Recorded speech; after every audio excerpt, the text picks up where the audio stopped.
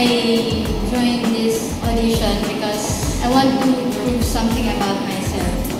Something that's part of me that is hidden.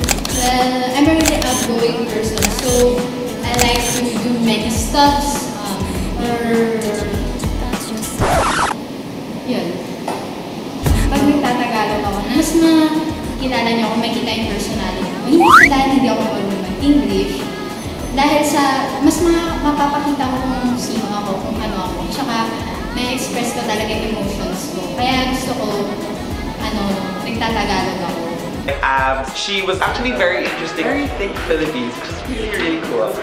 Pagkatapos ko lang ako, going siya ako dito, tapos kaya ako natin dito para yung sarili ko. May girly side din naman ako, no? Tsaka secretly kasi may hindi ako nangyayari. Tsaka model, gano'n. Gusto ko i-prove na may girly side din ako, tsaka yun, kaya ako maging model. Yeah. Parang boyish siya, pero when she walk, parang iba lumabas yung pagka-girly niya, pero may angas pa rin. Yung vision and personality, right? Or the personality mo. Wait, bago na magsalita. Yung walk, makapractice yan makapractice yan. Yung personality matters mo. Hindi, yung walk ko maganda rin. Ako, I am gonna vote yes. I like that you're doing this to prove to others na there's a different side. So, okay, I'm gonna say yes. I would say yes. Yeah, yes. I would say yes. Kasi yung sayo mo. Yes, sayo.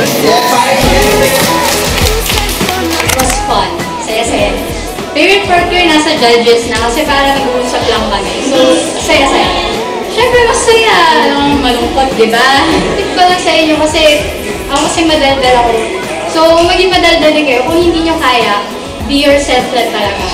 Kasi kapag pinakita mo kung sino ka, talagang masyashine ka talaga.